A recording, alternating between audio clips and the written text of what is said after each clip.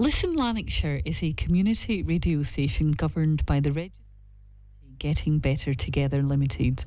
Therefore, the radio station itself retains political neutrality, and any political views or comments aired as part of political discussion programming or otherwise are not the views of Listen Lanarkshire, nor of Getting Better Together Limited. The station has a set of key commitments found on the Ofcom website, and we adhere to all necessary Ofcom rules. For more information or inquiries, please contact us at radio@shotshealthyliving.com.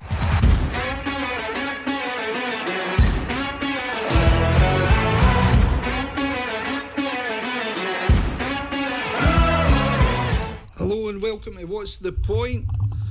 North Lanarkshire's only number one topical and debatable political show, Jerry. The show where local grit meets national gridlock and no one escapes the spotlight, especially those trying to hide in it. I'm your host, Greg Lennon, the email sending, question raising, scrutiny chasing councillor from North Lanarkshire. If you've ever been charged for your brown bin, watched your community centre get boarded up, or helped us track down North Lanarkshire's very own Lord Lucan, yes, that would be the council leader, Jerry. Odds are, I'm the author of the campaign narrative on change.org.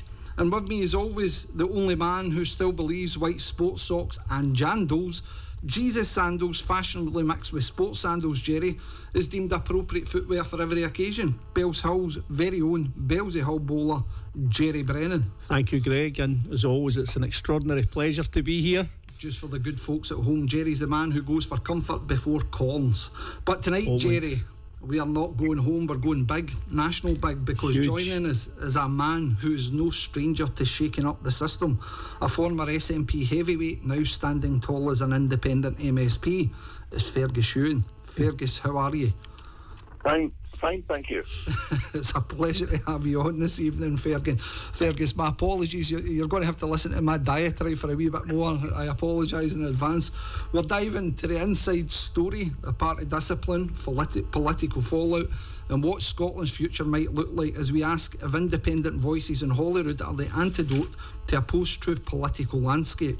So whether you're here for political blood sport, backstage gossip, or just wondering who's really running the show, you're in the right place. This is politics, raw, local, national and real. This is What's the Point.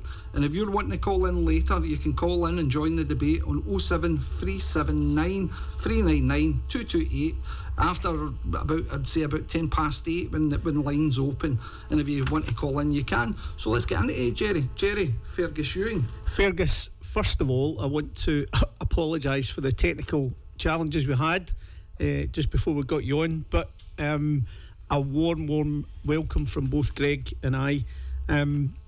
We always start by asking our guests, kind of where they came from and how they ended up in the positions that they are in at the moment. Now, your background is varied, colourful, all of that. Born in Glasgow, schooled in Musselburgh, at Loreto down by the water.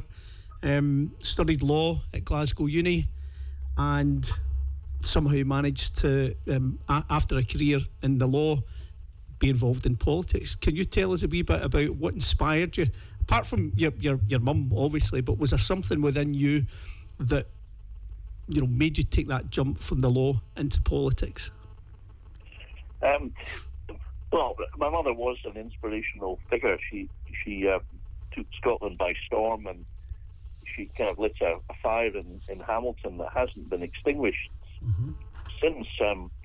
So she did really inspire me. I can remember when we went on a Highland tour, she was very popular, and she went round all the places and I accompanied her, and she was in a meeting, I think, in Wick, and in those days we towns had their own provosts, and there was whole group probably of middle-aged guys with chains and provosts and God knows what, and they had their meeting, and at the end of the meeting, and I must have been about 10 or 11, they turned to me, and I'd just been sitting quietly, and they said, "And now, Fergus, when you grow up, do you want to be a politician?" And I said, and looking at their chains, I said, no, much too hard work, but I wouldn't mind being a provost. Well, I don't think many of us would mind being a provost in this day and age. In North Lanarkshire in particular. Can I ask you a question, by the way? I mean, I know Ben and Jerry, but Ben and Jerry, Greg and Jerry. Is that the same thing except more calories? Is that the... I like to reference this as Banton Dexa shots, but I'm sure it doesn't qualify as much.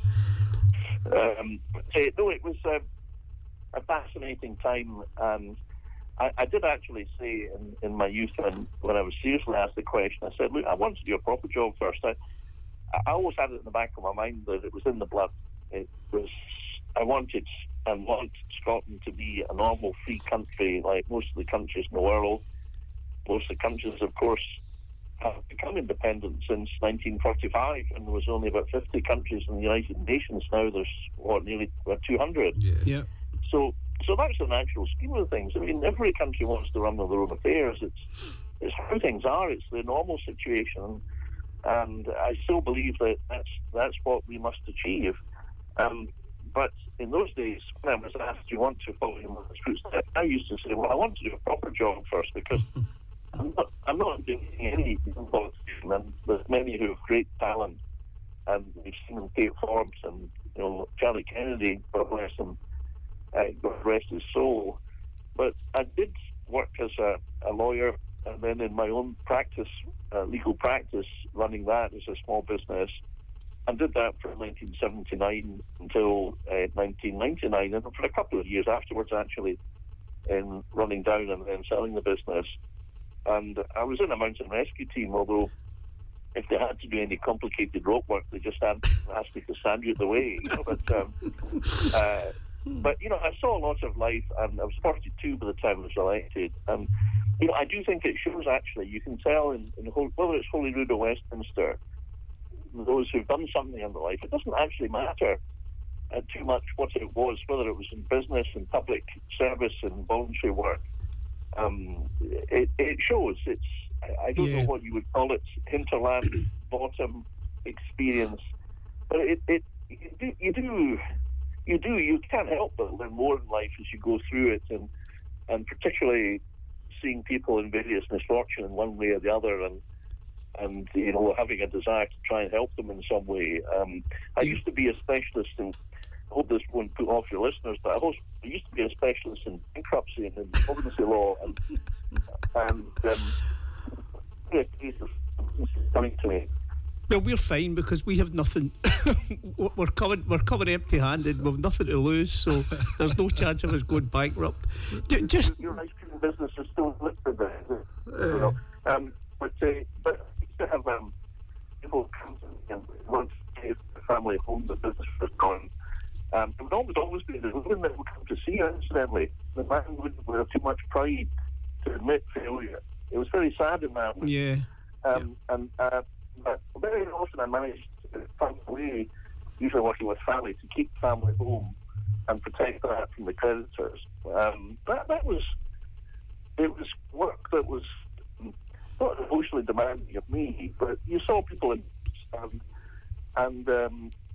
over 26 years as an MSP, the work as a constituency MSP, the day-to-day ordinary work of dealing with people is so important, and I've always taken that very, very seriously. Every single day that God gives us, I'm doing something, and I don't mean to virtue signal here. It's what I should do. It's my job, and I'm well paid for it. So I'm making no complaints, but that desire to help people underlies my politics. Fergus, just one final question about your kind of early life. Everyone knows about your mum and the Hamilton by-election and just how seismic that was in setting a light under the SNP. What about your dad? What kind of role did your dad play? Just reading through some of the stuff today before we came on air, I know that he was involved in election campaigning and managing elections, etc. But what kind of man was he? Well, he was the rock for Mother. He supported her. He was an accountant. He supported her financially. He was her election agent for all the successful European elections, the 4 European elections. He once ruefully told me in the late 60s, when my mother was in the public eye, and of course women had to look good and dress well. Men turn up in old sort of city suit, shiny suit. But so he once ruefully told me that, do you know your mother spends as much in 1 month on clothing as the average male annual wage earnings? But he was a councillor in Somerston in his own right, and he didn't actually want to win. He beat Dick Dines, who was the leader of the Labour Party, and he only stood on the basis that he would lose. So at the count, both Dick and my dad looked absolutely woebegone, and Dad took to bed for 2 days. But my mum always said that it made him into a better human being. And there's a famous story that she took him to Viking Bar, I think it was, at Maryhill Cross. Oh, right. And my dad didn't really go to pubs, and he was hopeless at pub canvassing, absolutely useless, as wooden as a plank.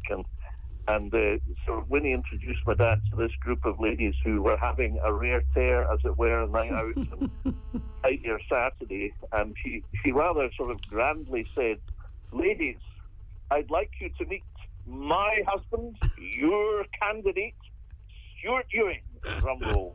And one of the ladies looked sceptically up and down at my dad and said, "Winnie, are you boasting or apologising?"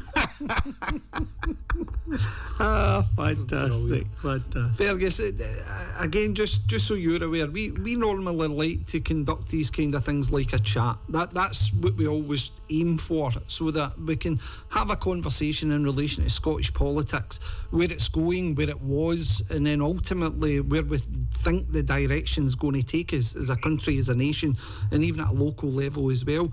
I'm going to kick-start things, Jerry, if that's okay. Go for it. So I'm going to come in with a few questions in relation to the party, Fergus, just to start talking about what your experience of that party. Jerry and I are obviously former SNP party members and set up our own thing. Yep. But the position for us is coming for somebody your stature. Well, that's quite significant and seismic in Scottish politics, in my opinion. A lonely councillor can leave any day of the week, but when somebody of significance and prominence as yourself, that has gravity, in my opinion. So you said the SNP deserted its base. Who exactly did they abandon? The SNP, above all, used to stand for the people of Scotland. They stood behind the people. They stood behind people, whether they were working in the oil and gas industry, in our farms, fishermen, our new fish farming industry, are relatively new. They stood for people whose factories were being closed, whose livelihoods were being taken away in the Thatcher years, particularly in your part of Scotland, which was devastated in those years and treated as an afterthought. Yeah. So that was the DNA of the SNP. I mean, policies, to my mind, policies didn't quite matter so much as they seem to do now for ordinary members. Ordinary members were motivated by two things. We want a free country, and we want a free country that is fair and better for our people. And I'm sad to say that over the past 4 years in particular, we seem to have moved away from that. I mean, the leadership seem embarrassed to talk about our oil and gas industry. Yeah. I was the energy minister. I can tell you it's the best in the world. I mean, all over the world. Scottish engineers and entrepreneurs are leading, subsea, downhole drilling, trees, seismic analysis, all sorts of things. I remember there was a chap who was teaching a subtle, sophisticated form of welding to some Americans when I visited Houston one time, and he was doing it because he was the best in the world. And he was a chap from Brora, a Highland chap, and at the end of it, he came up to me and he said, and I was minister then, he said, "Minister, don't worry, I'm not telling them everything."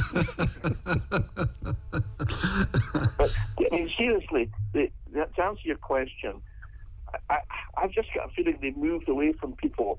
I mean, in my constituency, I've got gamekeepers, right? Yeah. Over the past 3 days, they've been fighting the worst wildfire in Scotland's history, according to many observers. They've been out as volunteers 3 nights solid. Yeah. They and only they are the people that know how to do this. And yet, what have we done over the past years? We've regulated them to smithereens. There is never one word of praise. They are more Scottish than anybody else. They love Scotland. They know about the countryside. They've got more experience about dealing with wildlife and nature than anyone in any quango, often led by a group of academics who frankly seem to know very little about rural life in Scotland. And we've turned our back on them. Oil and gas workers, chemical workers. What about the automobile industry? Do we ever support that? Chemical industry, textiles, tourism has been regulated to smithereens with short lets, make the feel like lepers now. Up to about half of the B&Bs in Scotland may be shutting down because of the collective impacts of the tourism tax.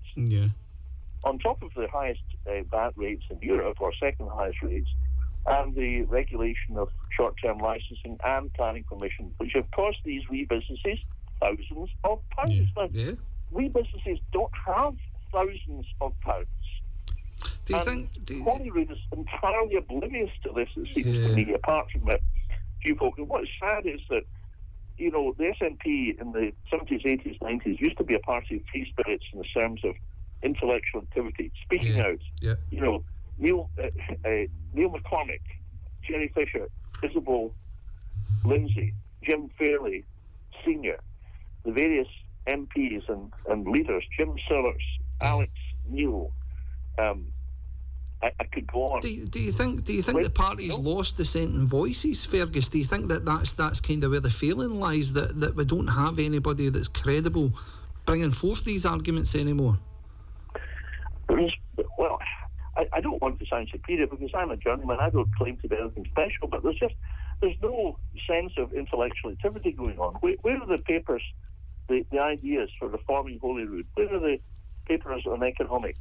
Where are the papers on how we improve the economics for independence? Where is the address of the arguments that cost us the 2014 referendum on pensions, on defence, on disaggregation, on currency? Now, I mean, these are complicated issues, and you know, I've got my own views about them, but all I'm saying is the party seems to have hollowed out. We've lost, well, the party, I'm saying we now because it's out of habit, because I was in the party for half a century. But took us a while to get used to that. Indeed. Took us a while. You know, the party's lost 65,000 members. It's lost 10 to 15% in the opinion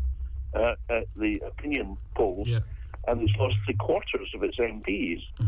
And yet, those in Holyrood seem to be carrying on as if nothing has happened. So although the ship has hit the iceberg, but everybody is still whistling a happy tune. Would you say the SNP is still a party of independence or a party of power now? What one would you rest your hat on?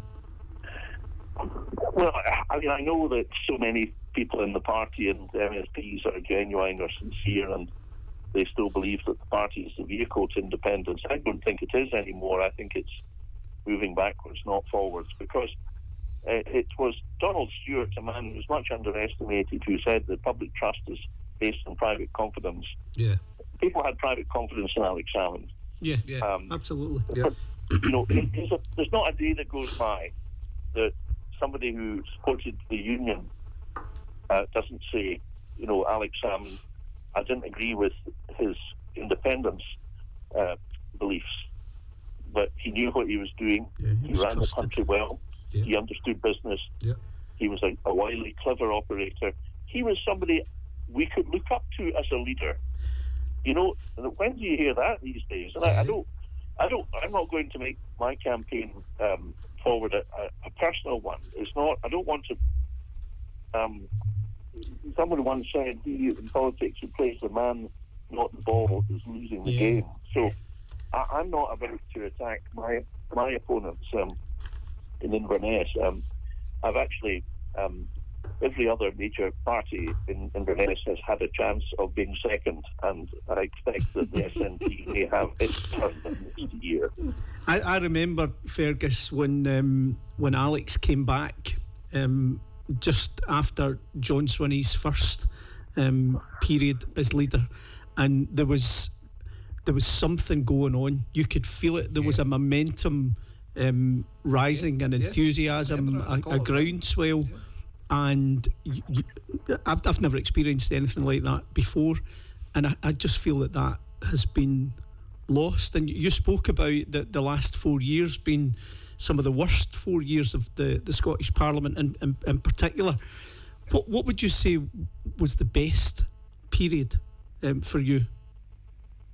For me, it was the period of our minority government in 2007 to 11. I was Community Safety Minister then, which was an important job, but a minor one in the scheme of things. But we only had 47 members. Yep. Labour had 46, and yet we managed to govern for 4 years. We passed lots of good things. We worked with the other parties. I think Annabel Goldie, to be fair, was the lady you could work with. And we showed that you could actually work a minority administration then. So I think they were the best years. And I don't think many people would dispute that. And I say that having had respect for much of what Donald Dewar did. Some reservations about Donald Dewar's treatment of Dennis Canavan was just disgraceful, for example. But Tom Clark most certainly did. Tom Clark's new book. I did see that, but I probably won't go any further into that. And Henry McLeish is a patiently decent man, and he's still playing a part in politics. Jack McConnell was a smart operator. So, I want to be fair here. I think part of the problem in Scotland is we've become so tribal, so divided. Yep. And surely, if we're in a nationalist movement as we are, that's bad. You want people to come together, to work together, to be ready to disagree with people, but be able to work with them as your listeners are doing in their daily work. Everybody at work's not necessarily the best friend. Yeah. But they don't have a shouting match every Thursday at 12 o'clock, do they? No.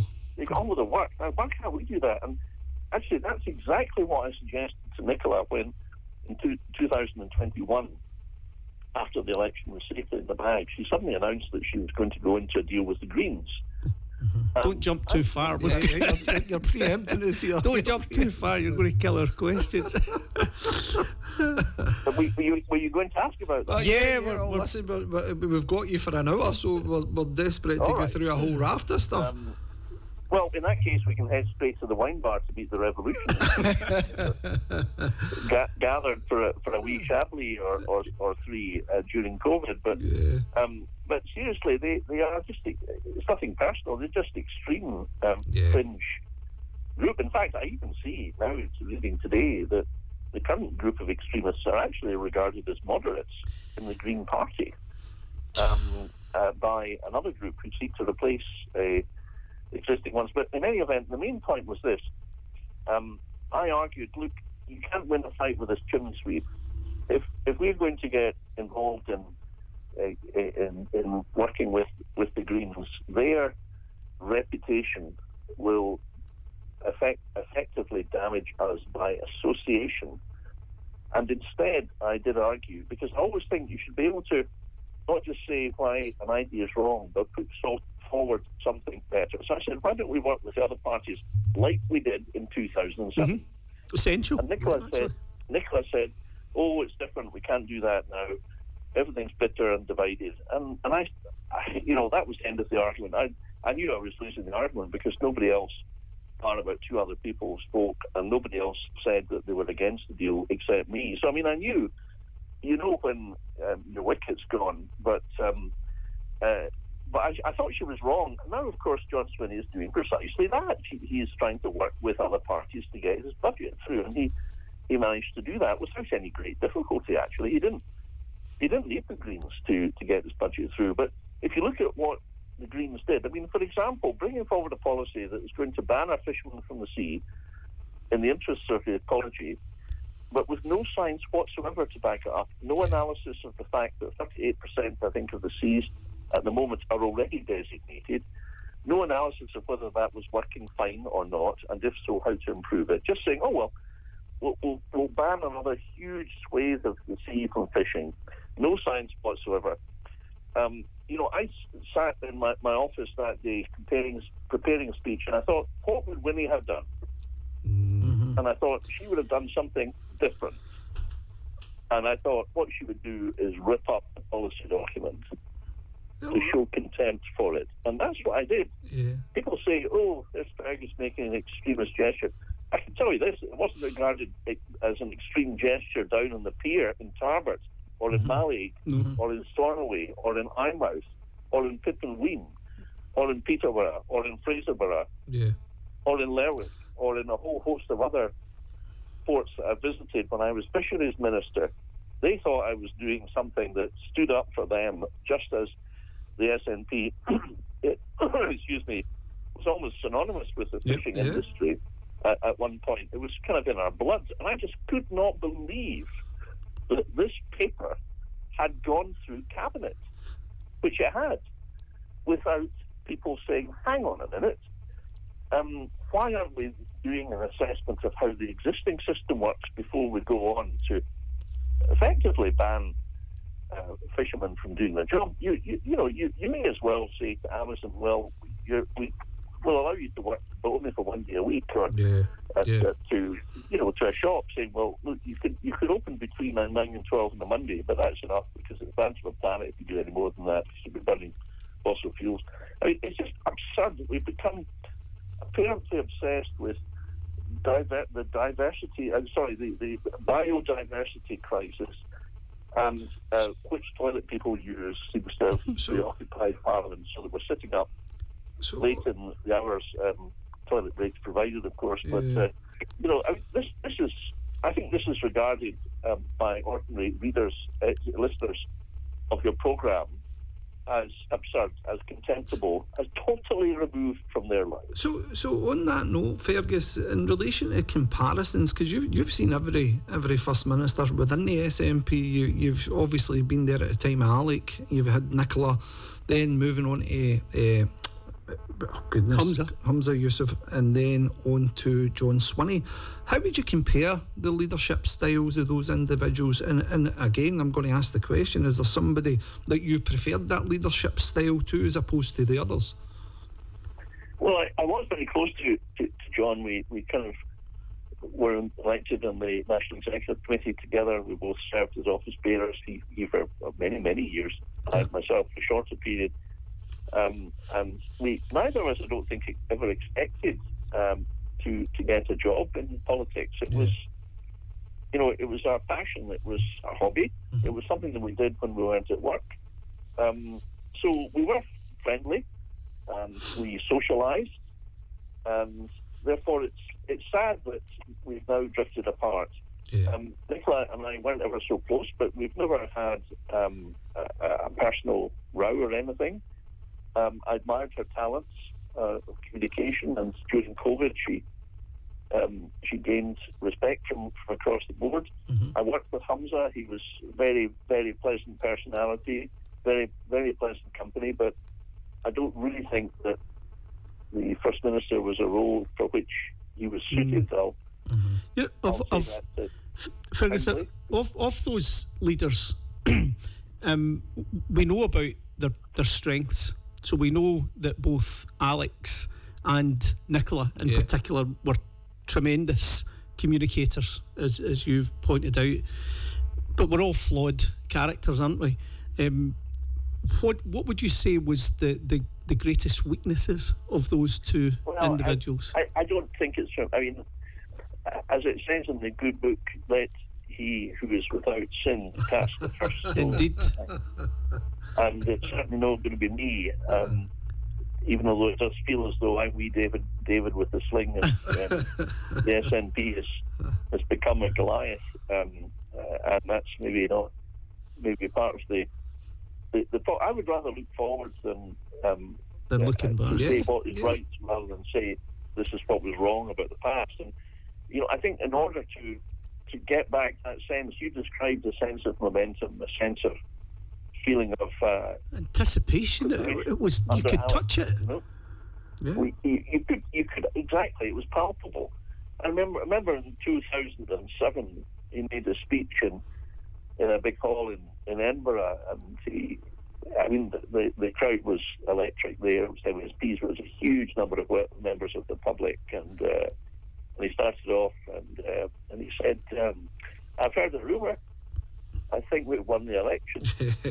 Yeah. And Alec always said things that were humorous or memorable or educative, thoughtful. Nicola was a good communicator, but she didn't have that ability, I think, and none of our other leaders have, to say something that's a bit different and stimulating. And, I sorely miss him. He's a great pal. Incidentally, I do want to say on the radio and to your listeners, one of the reasons I'm standing is because Alec, my dear friend Alec, was the victim of a conspiracy by the civil service leadership establishment in Scotland. It's a matter of shame that happened. They tried to destroy him. They tried to jail him. They tried to ruin him. And as long as I'm an MSP, I and others, Tasmina in particular, will make it our business to get justice for Alec, in a sense, justice for Scotland. Because if they can do it to the First Minister, They can do it to anyone. they can do it to anybody in the street.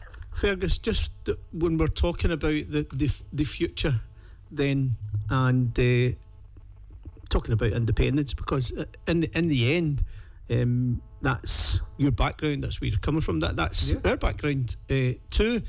You have kind of suggested that independence could or should be parked for a number of years. Does that make your approach to independence contradictory in any way, or is that just looking at things pragmatically? What I'd say is that it's not so much parking or back burner. I've seen these phrases used. These aren't phrases that I've ever used. Right, okay. What I want to say is this, that in order to win independence, in order to persuade people that we move on from where we are at the moment, people have got to be satisfied that we're doing a good job, preferably an excellent job. If people think, as they did in 2011-14, that we were doing a good job, then we have, I believe, a great prospect of obtaining independence. But if people think that, well, they can't get the ferries to run, they've promised a national care policy, a national energy policy, heat pumps all rounds, banning wood stoves, rent controls, driving away investors because they can't do business in Scotland. I mean, if they're looking around at all these things and many others and saying they're not for me, they've lost their way, they're not providing competent government, and they're obsessed with things that don't matter to me, then how do we expect people to move on to independence? I mean, I'm just telling the truth as I see it. Yeah. I've got no interest other than to say what I actually believe. I don't have to toe the party line, and I haven't been for the past 4 years, frankly, anyway. and John and Nicola have fallen into the trap of no intellectual activity, no answers to big questions, as I've said. But the trap is they said, independence is just round the corner. Yeah. Well, we go around that corner, and then you go around another corner, and then you go around another corner, and then, well, hey presto, you're back where you started. Yeah. Now, that's been happening, and I don't think there's any point in leading people to the top of the hill when, in fact, you know that in fact it's a false summit, and that's what's been happening. So I think we need competent government. I think we also need to try to break down the divides and the tribalism in Scotland. I think this is why, incidentally, Reform are making an unwelcome appearance in the Scottish political scene. And I think that to combat that, as they've done in combating extremes in Germany and Ireland with the AFD in Germany and the Sinn Féin in Ireland, you've seen main parties, we're enemies, work together. And I don't see why we can't do that in Scotland. We're all Jock Tamson's best. There's not an ideological chasm between the SNP, Labour and Liberal. Yeah. And even the Conservatives are not that far apart, really. They're not like the right-wing Conservatives down in England that supported Liz Truss. Not in terms... Sorry, Fergus. And then we build up in support for independence. And, I have to say this because it's true, it takes time. If you lose trust, it takes time to build it back up again. How that public trust in private confidence, you cannot win it back overnight. Anyone who says so is not just conning themselves, but they're conning the public. do you think the SNP sell that line again, because it seems pretty obvious, even this far out from the election, that they will go for an SNP 1 and 2 again. Is that and you know that they're going to try and sell that old line again, that it has to be in order to get this, to get over the line, in order for independence. Is it absolutely flawed even now? Indeed, they should do lots of things. I mean, there's quite a lot of fairly small parties. I mean, led by Alba, but also, you know, there's many other Liberate and other parties that support independence. Now, they may be small in number, but the people that are involved with them are involved because they passionately believe that a different approach is required. Now, in the past, we used to be able to work together with nationalists with different approaches. I had a different approach from Isabel Lindsay or Jim Sellers. I had a different approach from Dennis Canavan, but I worked together with him. He had a nice letter supporting me in the newspapers today, Dennis. I worked with him in the Scottish Parliament to campaign for compensation for bus pensioners, and we won 100 million quid for them between the two of us. Not bad. So you can do it. You can work together, and I think the SNP needs to do that. It should have an independence commission. It should change the way the list vote operates so that the public can choose which candidates they want from the list. They're not chosen by party leaders. That would be a sign that they're open to democracy. Yeah. They should have the committee conveners elected by the MSPs and not selected by the party leaders. They should give power back to the people. They should give more power back to local authorities instead of sucking away to the centre. Yeah, we believe the same. That are out of control. Yeah. They should cut out the massive waste.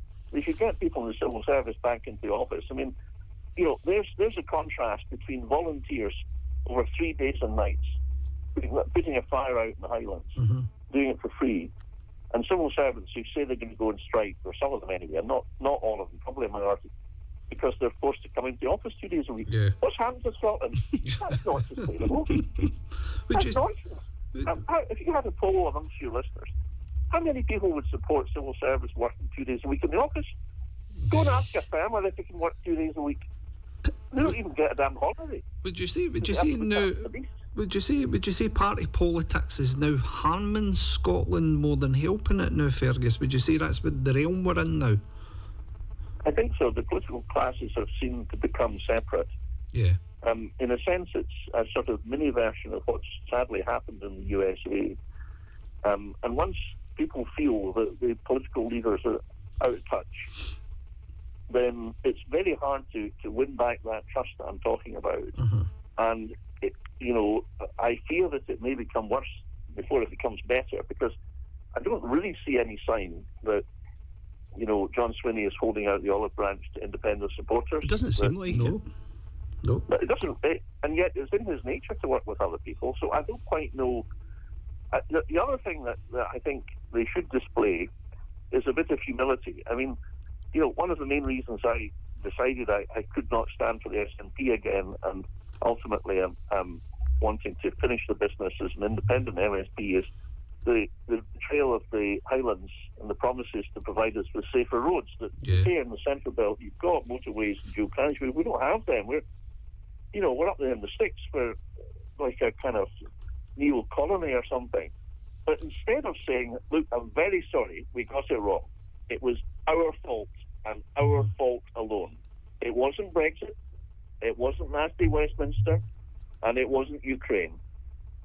Instead, the Minister actually comes to an A9 summit in Inverness, which is organised by a local paper, the Inverness Courier, and starts to try and blame it on Ukraine. I mean, you should have heard the sigh of disgust in the audience, disbelief actually. So a bit of humility instead of excess hubris would be the order of the day. So you've been quoted significantly, Fergus, the fact that you've always said that the Highlands have been left behind. Do you think that's deliberate or just incompetence in choosing what priorities to focus on for the Scottish Government? I think it's been a matter of neglect. The Highlands is a long way away. It's vast. Yeah. People don't really understand it very much. I would say that Swinney does understand it, actually. But I think they've chosen to spend money in other areas and not on the A9 and the A96. And therefore, I've held their feet to the fire over the past 4 years, and that's exactly where they're going to stay. I can assure you of that. But I think there's another issue here, and this hasn't really come out yet, but I think it will, I hope, before the election. That is that I think they knew in the case of these roads that they didn't have, in their view, because they were spending things on other projects, they didn't have the money to do it. But instead of coming clean with the public and saying, look, we can't do it at the moment, so this is when we're going to do it, there's a revised plan. Instead of being honest, they were sleek it. And therefore, I suspect that the advice that ministers were given, and which has been kept secret under wraps, it's been redacted from FOI request releases, will show that ministers deliberately delayed. And when that comes out, any remaining support for the SNP in Nairn, which incidentally is a serious congestion problem. It does. Along with Fort William, it might be the most serious in Scotland, despite the efforts of Edinburgh to make and Glasgow to make them the most anti-car cities in Europe. They will be bettered by Nairn and Fort William because of the huge volume of traffic during the summer. But I do suspect that it will emerge that that they knew that there was not going to be the progress they promised, but they kept on making the promises, knowing them to be untrue, and trying to keep secret the real practical difficulties about which they should have been honest, candid and open. Fergus, the budget is restrained, obviously, and they operate, within an envelope. Has Scotland been damaged over the years because of the nature of the Scottish Government as it is at the moment, mitigating the very worst of policies coming from Westminster? That money, I'm not saying it's been wasted money, but that money that's been channeled into social security and mitigating the bedroom tax and all these other things, do you think that's damaged Scotland? And would it have been better for that money to have been invested in infrastructural sort of programmes like the dualling of the A9 or the A96 or whatever? I think that money is revenue, and I don't think it could have been used as separate from projects. capital. But the general principle, I'm afraid, is this: that the finances of Britain are dire. The national debt is now taking up. The debt repayments are £100,000 million a year. They're the debt is 3 times greater than it was, I believe, in 2008. The number of people claiming benefits is massively up. The spending is out of control, and I'm afraid that the projections are, and this is really simple maths, that we simply cannot carry on as we are. And therefore, there must be a realistic look at how we can tighten up control of expenses. And I believe that, particularly in government and in quangos, but across the public sector, there is an enormous waste of money. And I mean, for example, I could talk all night about this, but one wee example. Did you know that one of Patrick Harvey's speeches was to spend several £100,000 in a bike loan scheme, but that because the loan terms were, and it was for people on low incomes, the loan terms, they had to pay back a huge amount of money a month. Only 3 bikes were ever borrowed under this loan scheme, and it cost hundreds of thousands of pounds. Well, I'm 67. I always wanted to buy a Maserati, and I got my Maserati. Every Scot could have had a Maserati if Patrick Harvey was in charge, because that's the amount of money he was handing out for a bike loan. Goodness me. A second-hand one, I hasten to say. Sorry about that, readers who feel let down by that. But another example. I mean, your listeners won't believe this. There's a group of flats above a parade of ground floor premises in 48 South Street, Elgin, used by the Fiscal's office. It was valued at £275,000 in March 22. Patrick decided he would green these buildings with decarbonised heating and insulation. Fair enough. The works are going to cost £3.56 million. Wow. 3.6 million for buildings worth 275,000. Wow. The grant is about half of that. I think it's 1.9 million or thereabouts. What an absolute waste of money. And yet I wrote to the permanent secretary, the head of the Crown Office, every single person earning incidentally more than £100,000. Is this a waste of money? Oh no, you see, we've got to provide our staff with modern, congenial working environments in which they make a collaborative, positive contribution to their work. What absolute nonsense. It's this sort of idiocy that is driving people away from the main parties into the fringe parties. And the sooner we can wake up and smell the coffee, the sooner we can actually use the huge amounts of money for the good of people in Scotland instead of these absurd wheezes that we've been pursuing over the past 4 wasted years. Well, I'm going to give you an easy question at this point. It was the coalition with the Greens, Fergus. Was that a mistake? Was that a mistake?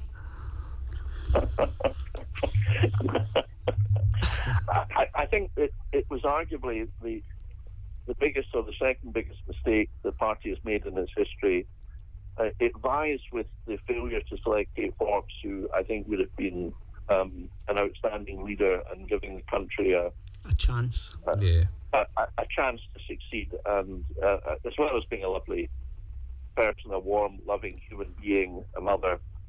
She is a Christian. She has the values, I think, that chime with the vast majority of people in the country, whilst respecting everybody's rights.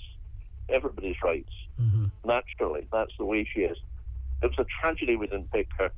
Going to bed with the Greens was just absolutely absurd. It was every single policy they had in this Butte House agreement, which incidentally, the architect of which was one John Swinney. He drew up this deal, but almost every single policy in this... I didn't know that. well, now you do, and it's just a fact. It's nothing against John, but he thought it was a ripping wheeze to do this. And I can tell you, I mean, the Greens are absolutely feared and loathed in many parts of rural Scotland because they believe that they know how to run farms, crofts, and landed estates better than the people that were doing it for hundreds. They honestly do. They think they know how to run people's lives, what people should think. And this is deeply repellent to not just rural Scotland, but I think a very clear and substantial majority of the people in Scotland. So I don't want to dwell on the Greens. The way I described it, a show that Alec ran in the Edinburgh Fringe last summer was to say that, well, you know, when you're a teenager, sometimes you can fall in with a bad crowd. But then you grow up and you grow out of it. And I hope I'm not in the SNP anymore, but I hope that's what happens. Fergus, I have a belief within myself that many of the young members of the SNP are probably not natural SNP voters, traditional SNP voters. Probably people, certainly they differ a great deal from people of your generation, possibly mine. I'm maybe 10 years younger than you. But I have a feeling that the younger members of the SNP will be more likely to go green than anywhere else, and that ultimately will be not the demise of the party, but in terms of having that next flow of youth coming through, I think that there's a potential of losing them, and I wondered what you thought of that. There may be some truth in that, and that's something that I think has come about in part because young people are idealistic, and yep. You know, if you're not idealistic at 20, then you never will be. But so that's admirable in some ways. They want to help people, they want to save the world and the planet. You can understand that, but there needs to be a practicality. And I think where we've let young people down is by going along with the green mantra that somehow in Scotland we can solve, for example, net zero by ourselves. Well, we're responsible for 1 in 1,000 of the carbon emissions in the world. If Scotland ceased to exist as a geographical entity, then it would make not one bit of difference to climate change. I mean, Nicola went along with Greta's campaigning. neglected and turned her back in the oil and gas industry. If that's the example that leaders give, then what are young people to think? Yeah. The Scottish Government recently gave £300,000, I believe, to the Edinburgh Book Festival, who had last year received, I think, from a finance house, Baillie Gifford, £1 million in sponsorship. But because Baillie Gifford had a tiny percent of its assets in oil and gas, they campaigned against Baillie Gifford, who understandably withdrew the money. And the SNP government then bailed them out. And then they put in Liz Lloyd, Nicola's former spin doctor, as their chief executive. I read that yesterday. I mean, these kind of things, they're not just wrong in principle, but what kind of message do they set to young people? The Green Party is losing support all over Europe. It's been found out in many countries. It will be found out in Scotland. It's a complete and utter disaster for the economy. The economy is facing very, very serious problems. The Greens would complete the destruction of the economy in Britain. And I'm actually, in a little way, proud of the fact that over the past 4 years, I've played a significant part in the downfall of the Green Party and of their wretched policies. And in that sense, I was doing the SNP as a critical friend a good turn. But as my late father used to say woefully and wryly, never do anyone a favour, they'll never forgive you. Do you think the party has enough talent, obviously within the SNP in particular, because we can all reference that? It appears that talent isn't promoted any longer. It seems to be sycophancy is promoted more.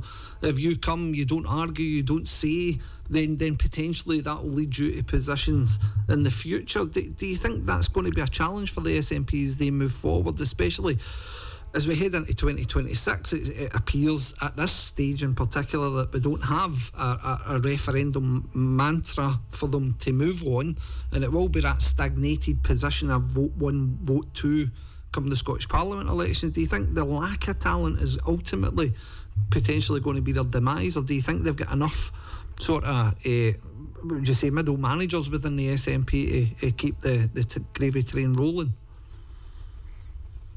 There needs to be a team of many talents. There needs to be an inspiration. Definitely, and I must put that with a caveat. There is a lot of good people still in the SNP, Fergus. I really need to put that with a caveat. But as I said again, from my perspective, watching the party, I've been a member of the party since I was 18 years of age. It was only a couple of years ago that I left. And to be honest, I think when I look at the party and where it was into what it's become, that it seems to be that this idea of anybody at all that keeps their mouth shut, doesn't ask questions, they seem to be the ones that have progressed.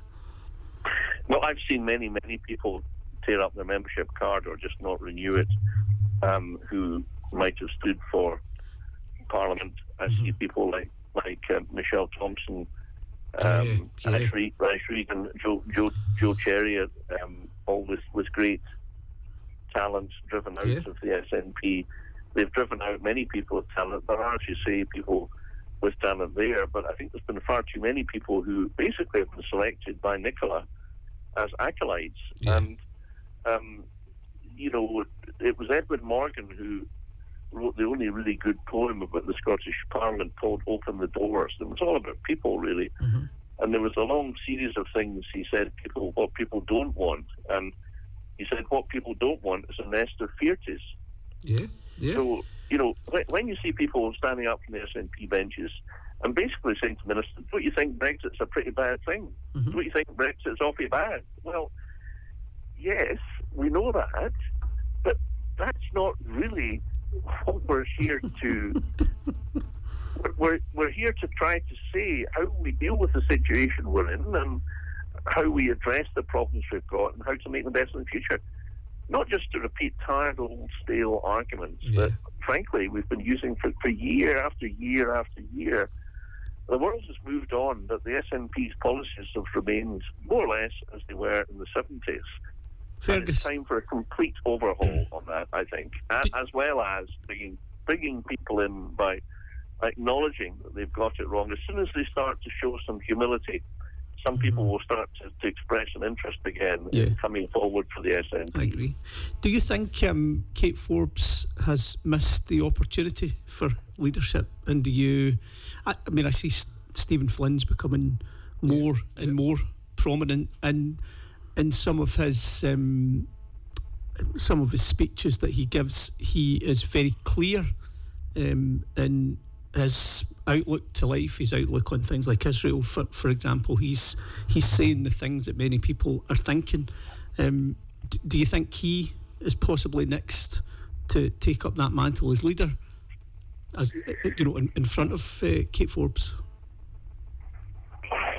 It's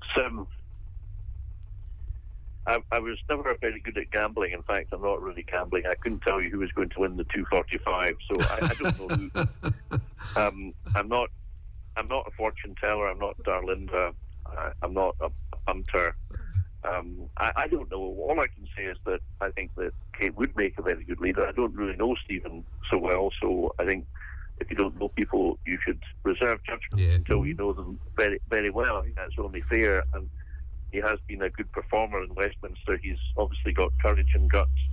Has he got what it takes to be a leader? Let's see. I think people want to know a bit more about Stephen. I don't think Kate's chances are over. She's a very young woman, very young, and she's hugely gifted and a close friend of mine. I love her dearly. I think she would have been the right person for Scotland. Although her time may come. I mean, goodness me, she's got another 30 or 40 years ahead of her. Who knows? Who knows what the future may hold? All I can say is that I wish them all well. It's not. I'm not a bitter man. I mean, I've got some somewhat wry and obligations and a bit of black humour from time to time. But I wish them well. We are in the same cause. The tragedy is that we're making enemies of people who should be friends. And that question leads nicely on to or that point. Sorry, leads nicely on to the next question. Do you think there's room for more independent parties then in Scotland, or smaller parties in Scotland, to start to drive forward that political change that's required? Or do you think we're kind of, I don't know what you would say, kind of heading in a road where post-truth will exist continuously and we end up in a political system, especially in Scotland, where we'll not be able to recognise it in 5 years? Well, the voting system, the additional member system, does lend itself to parties that can achieve on the regional list 5 or 6% have the opportunity to win a seat. So by definition, an individual like Margaret MacDonald did hugely successful. She got twice as many votes as she needed. Or a party like the Senior Citizens Party, or the health campaigner. They broke the system. I mean, in a way, I hope to do it, except I'm not standing on the list. I'm too old You'll be a constituency candidate. Well, I'm not saying, all MSPs are equal. So I'm not saying that constituency MSPs are better or superior to list MSPs. They're not. But list MSPs don't really have a very clear job description. They certainly don't really do very much constituency work in comparison. I mean, some do, but by and large. And in any event, I've been a constituency MSP for 26 years, and I hope to be an independent. And I think, actually, my hunch is, and I think I'm right about this, is that at this election, the small guy, the independent voice that speaks out against the grain, that just says the way it is, the way I see it, that stands up for ordinary people, that says what they're thinking, that is prepared to ask in the chamber the difficult questions, has got the ear of the public. And I think is going to be the year of the free spirit, the independent voice in 2026, simply because people are absolutely scunnered with much of what they've seen from the main parties. Now, Swinney and Starmer, essentially decent people. They're doing lots and lots of things every day, lots of decent things. Maybe you can say the press just picks on the big problems. That's undoubtedly true. But that's the way it is. It's the way it's always going to be. And the folk are absolutely scunnered when they see the mismanagement of the ferry project, and they see the obsession with which toilets people should use and all this sort of stuff, when most people that I know just says, let's treat everybody with respect. Yeah. And be courteous to people, give them the benefit of the doubt, people we don't know. That's the way you should behave. Treat others as you would like them to treat you. But they don't like being told what to think. They don't like this mood that you're not allowed, if you're a social conservative, and I suppose I am, well, I am, people of my views, they feel that if they speak out now, they will be excoriated, attacked in social media. Yeah. In some cases, they might be losing their jobs, disciplined, like Sandy Peggy in Fife, that lovely lady who's given her life to the NHS, being hounded, harassed in the disgusting campaign by Fife Health Board. It makes me sick any time I think about it. So people are scunnered. And to get back to your question, of which I veered off rather amply into a sort of closed lay-by. Absolutely welcome. The answer is, I think it's going to be the year when people say, I want something a bit different. If it's Fergus Ewing, then he will speak out for me, and he will make sure my views are heard in Holyrood. And that's all I offer. And it's, you know, you don't have to be Jack Kennedy, you don't have to be Nelson Mandela, you don't have to be Mahatma Gandhi. You just need to be willing to tell the truth. You need to work out kind of roughly what you're going to do, what you're going to say, what you're going to promise, what you're not going to promise. I've done all that, and I really want to finish the job of getting fair, safer roads for the Highlands, but I also want to see the devolution rehabilitated, improved, that it should come back to what people wanted in the first place, because then and only then, in my view, will we be in a position to have a referendum again in the 1930s at some stage. And if we get to that stage, it will happen.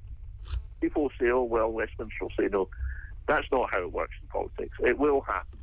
Once it becomes the clear position of a substantial majority of people in Scotland, it becomes unstoppable. That's the way it is. Don't worry about the mechanism. We've spent 10 years worrying about the mechanism, a majority of MPs, or is it a plurality of MPs? What a waste of time that was. We've already had a majority of MPs, have we not? Fair, you'll be We've glad. had mandates. So why are we saying that the mandate is something we've already had, but actually we haven't used it? I mean, the position was so intellectually hold in the water that, you know, I sat in bafflement listening as Nicola and John were coming up with this. I just thought, look, admit it, we haven't got things right in the past few years.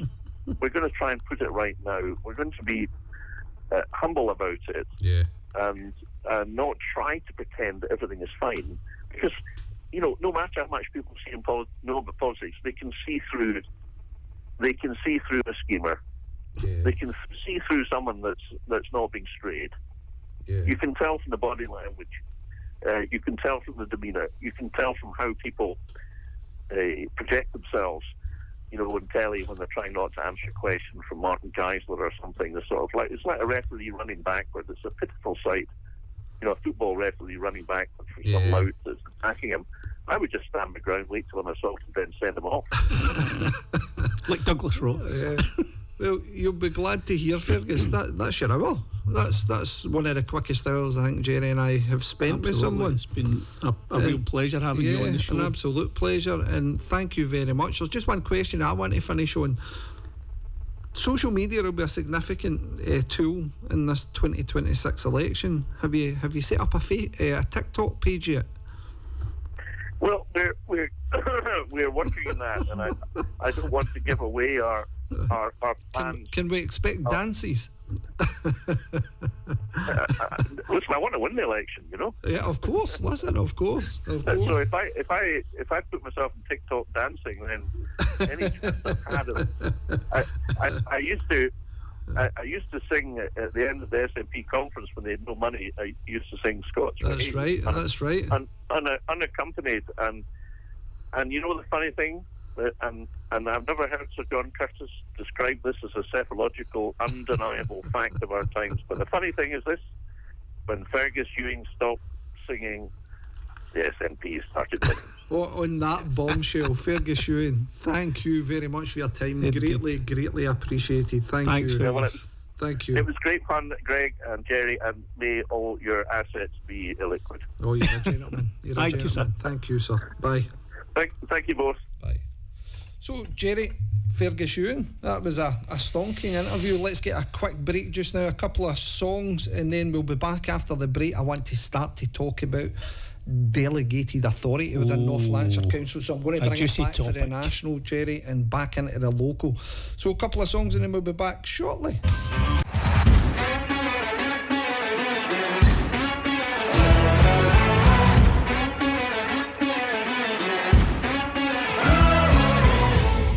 Hello and welcome back to What's the Point? Jerry, my goodness, time is flying. That's 8:20. So all of our eagle listeners out there, our eagle-eared listeners out there, would have recognised that we were a wee bit late in starting tonight just due to technical issues. Originally we did try to get that interview with Fergus on Zoom, but unfortunately we had to, due to technical difficulties, jump to a phone line.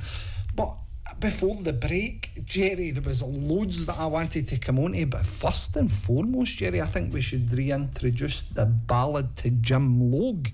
Now, you'll recall, Jerry, a few weeks ago that I had put out a special plea to our fearless leader, El Presidente, asking him to come on this show, and I've never once had a response.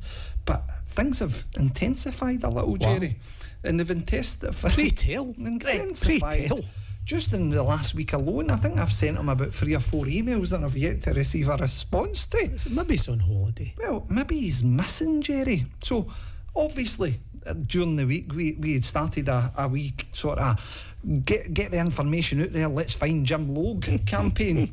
And basically, I think I'm going to appeal to our listeners tonight, Jerry, because I think these people could be the people to help us. I think they know where he is. I think they potentially know where he is. So let's set the scene. Let's get a bit of soft violin music in the background, Jerry. Let's try this again.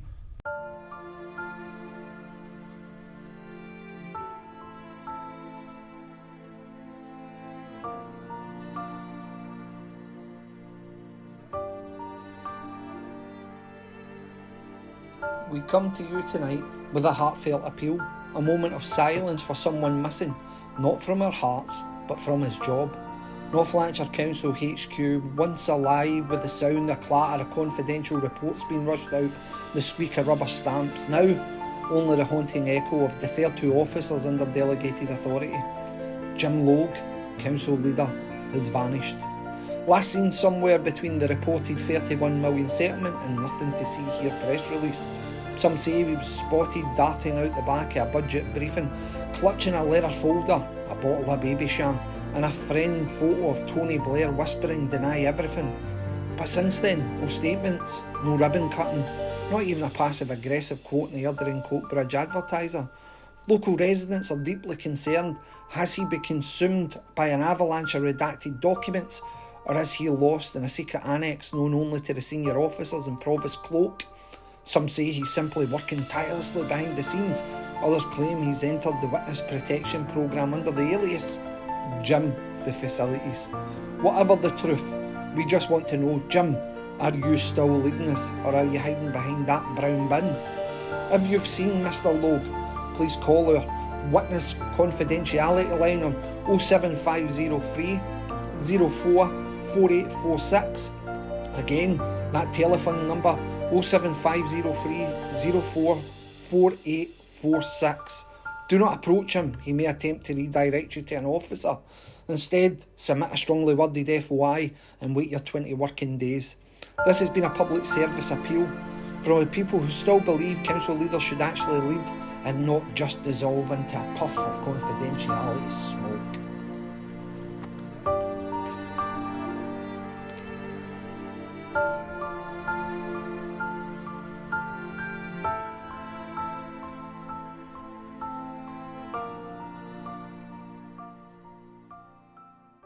I think that was a heartfelt plea. I think it is. And I was touched very deeply by the sincerity of that There is a message. lot of sincerity. Indeed. A lot of sincerity. Indeed there is. I'm worried for his well-being. Well, let's see what happens next week. Well- We may be deluged by responses from our fearless leader. Well, just to reiterate, that telephone number for that missing person I think it's hotline very is important that we do that. 0503 044 846. Give it a call if you've seen our El Presidente. So, where are we going next, Greg? Well, Jerry, what I wanted to talk about, since we put out that element there with regards to our fearless leader, one of the points that was made last week in that reported press article was the settlement of a significant court case, and we had obviously asked questions surrounding whether or not that should have came back for councillor approval, and we were later advised that delegated authority permitted that. Now, for those good folk at home, what does delegated authority mean, Jerry? Let's Should I- explain this. So, delegated authority is, simply put, powers over the years that councillors have divested to officers. So we've given those powers away. We've given those powers away, or on an annual basis, chief officers are asked which powers should be added to that. So almost on an annual basis, there'll be an increase in those powers and authorities. So within the council, we call it the scheme, right? So the scheme outlines which powers and authorities are granted to officers, and it allows officers to make binding decisions on behalf of the council. Okay? So that means that it's completely taken away from your elected members. Your elected members are no longer part of that decision-making process, and often, as we found out recently, may not even receive a report to update you on a huge decision So you're saying that's taken place. So you're saying that within North Lanarkshire Council, major significant decisions are being made, and elected members do not have to be advised of those. I'm saying that very thing, and you'll know, and I've mentioned this on the show before, I have asked on a number of occasions through motions to have the delegated authority of officers or the scheme to be reviewed. In fact, I asked for that to be tabled as a motion at the last council meeting on the 19th of June, and I was instructed by the provost that it was not a competent motion to go through, and I'm going to have to wait until October next year, until the new council cycle comes in. And over that period of time, we will have worked a great deal in going through the scheme, as it's called at the moment. And you need to look at some of the strengths and the weaknesses of that scheme, because there's absolutely a role for the scheme to play, right? Particularly around things like planning, because the number of planning applications that come through would be absurd for each and every one of them to come through the elected members and through committee. So quite rightly, part of the delegated, part of the scheme means that certain applications that come through will be decided by officers. But larger decisions where there is a budgetary impact.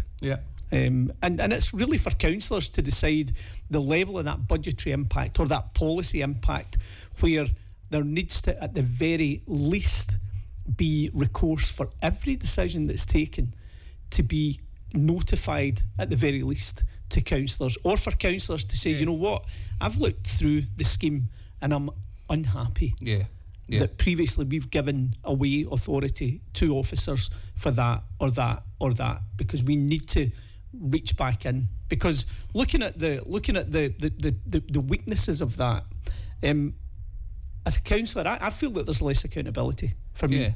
There's no accountability for me, in fact, in areas where officers do you think have that councillor decisions. powers have been eroded that much that you need to ask yourself, what's the point in being a councillor now?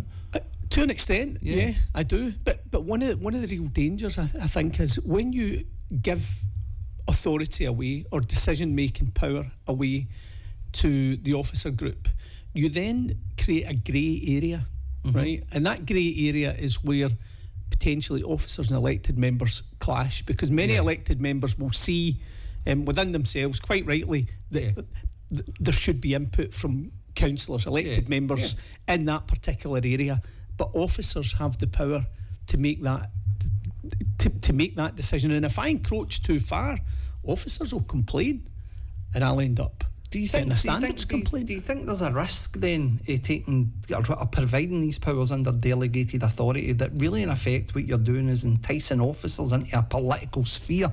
Because the political, I think, for their own protection, you would have to look at that for the basis that if it's a case that you're delegating all authority and a councillor really has no role anymore apart from just ticking the box on things that need approved, but that's really it. And we complain all the time in relation to discourse and debate within the chamber how it's been, in our opinion, eroded over the last number of years.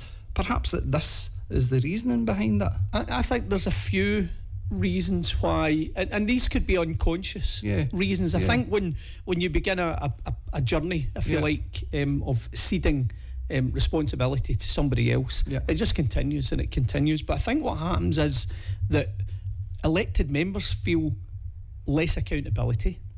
Members of the public, the constituents who vote for us, will be or should be asking themselves, well, really, what's the point in having councillors if the major decisions that are going to be made by officers on their own, away from the input of councillors at all? And indeed, when decisions to amend the scheme are brought forward, they're generally brought forward to a committee rather than full council. So not the 77 elected members will not see the amendments that are taking place to the scheme, because it takes place 23 councillors making that decision. Absolutely, it takes especially place in policy and strategy, but it's the leaders and key conveners. So it takes place at the policy and strategy committee, chaired by none other than El Presidente, who we're looking for. And just in case anybody missed it, we'll read that number out for that missing person hotline later on. So we've spoken a great deal about our role as political educationalists, if you like, and I think, and I believe this for a long time, if we do nothing else between now and the end of this term, we have to spell out to the members of the public exactly I've got a question. What delegation of powers means. I've got a question for you. Go for it. Who did the people elect? Did they elect us as elected representatives in their ward area, or did they elect officers to make that decision, to make these things?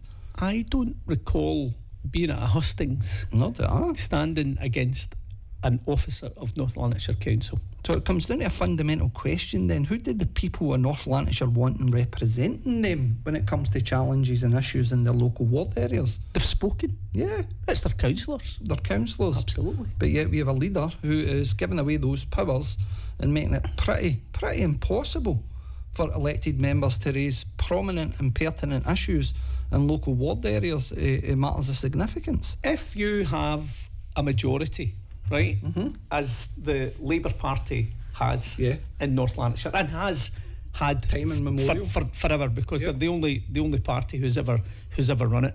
If you wanted, and this is about there's a term that they use for slowly but surely moving towards a position, right? I think we have slowly but surely moved towards a position where accountability for the administration is removed, because the decision-making power sits with the officers, and elected members cannot be critical of an officer. Of course it's not. And if I was a cynical man, Jerry, I would say that would be a very, very good tactical position if I was the administration, because ultimately then what you can do is any dissenting voices or anybody again standing up to you or standing up to your decision making, then you can put it down to delegated authority, and then all of a sudden it's an attack on an officer class, which brings Standards Commission complaints. Point that I would make, you'll be glad to hear, by the way, I did a bit of research on this subject matter, Jerry. Actually, I went back to 2017, Jerry. I went all the way back to 2017. I was only a boy. Digesting. I was only a boy. Digesting. Listen, this is time I am never getting back. But I've been digesting the volume of minutes at North Lanarkshire Council, and this is readily available for anybody at all that's got a spare 45 hours in the week to go through and read. Now, when you start to look through the volume of minutes, Jerry, you can see clear dates emerge with regards to when these delegated authority powers were passed. Now, the interesting point for me here is we have had 8 separate occasions where a plethora or a suite of powers that were handed over to officers in that time, all the way through Jim Logue's tenure as leader of the council since 2017 until 2025. Guess how many times there has been a suite of delegated authority powers handed over. I don't want to question all of the incredibly hard work that you've put in during your homework, and I'm sitting here with bated breath on the response. Are you ready? How many? 8, Jerry. What? 8. Can I put this into context? Yes. Right. The last time there was amendments or changes to the scheme, Yes. there was more than 20 separate areas that were either amended or introduced. Yeah. So you're talking about 8 separate instances. Yeah. Now, I've not checked this, but I think a reasonable, just based on that last one, that's 160 potential amendments. Potentially. Or changes. Now, key decisions that were made before any sort of main controversy arrived, especially at a council level. Let's take facility Give us some examples, Greg, if you don't mind. Management, Jerry. So I have, where are we? We have in this, we had land and property decisions that was given away in 2018. Right. We also have major expenditure, asset, legal and authority. And again, that was in 2025. And if we look back to 2023, further budget settlement directions granted to officers, and it goes further and further and further. So community facility closures was one of the key areas that was prominent in the news a couple of years ago when Jim had decided, I think it was 32 facilities he wanted 39. to close. 39, sorry, apologies. September 2023. 39 facilities, which gave away powers to dispose of assets, etc. Now, these are political decisions. I am not placing any blame at an officer's door. Nope. Point being to this is the question that we have to ask ourselves is, what kind of politics do we want? What kind of elected representative do we want in North Lanarkshire? Do we want elected representatives that will take enhanced payments for being the leader of the council, enhanced payments for being conveners, when really in effect the decision-making power doesn't lie with them? Yep. It lies with an officer class, and they're the ones that are obviously pursuing, and rightly, wrongly, indifferently, doesn't matter, but whatever the business of the council, and whether that business of the council is going to have an impact on ward areas across the authority, then really in effect what you're doing is narrowing down the scope for debate within a chamber, and you're narrowing down the opportunity for members to make representation for their constituents, and that's the worry. It makes the relationship between officers and councillors very, very difficult. Needlessly difficult, and one could argue purposely difficult, because if you are a councillor and you are wary that if you press too hard on an officer, then that officer may well raise a complaint against you. And rightly so. And that can mean sanction, that can mean it can mean many things. The worst, I've experienced it myself. well, the worst case, Experienced it myself. the worst case meaning that you can't stand again. Yeah. Greg. So while you have been elected by your constituents to fulfil your critical scrutiny role, protect the public pound, you find that the door that you need opened to fulfil that critical scrutiny role is absolutely shut in your face. Why do you think the opposition parties, Jerry, aren't screaming for the rooftops about this? Do you think they either A, understand it, or B, they're complicit in it? I think they understand well and good that if responsibility lies away from the political sphere, there's no debate. There's no debate. It shuts down. And so piece by piece, you erode the role of the councillor, you add to the scheme, and before you know it, There's really there's not much role for elected members at local authority level to fulfil. Well, I think we're coming to the end of the show, Jerry. I did want to go to calls tonight. I've had a few callers coming in, but we've been unable to answer them, to be perfectly honest, because I think we're now 10 minutes a wee bit past schedule. But what I would say is let's put a pin in this conversation just now, because this is something that I want to dive a wee bit more next week.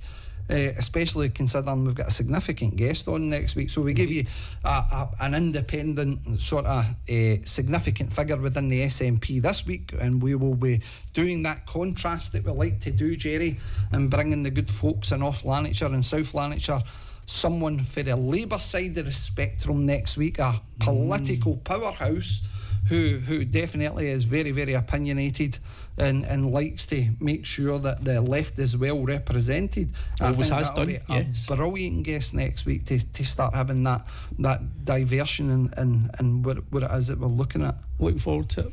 Well, ladies and gentlemen, on that note, this has been What's the Point? And for anybody interested, I will just read out that number once more, Jerry, for the Missing Persons Hotline.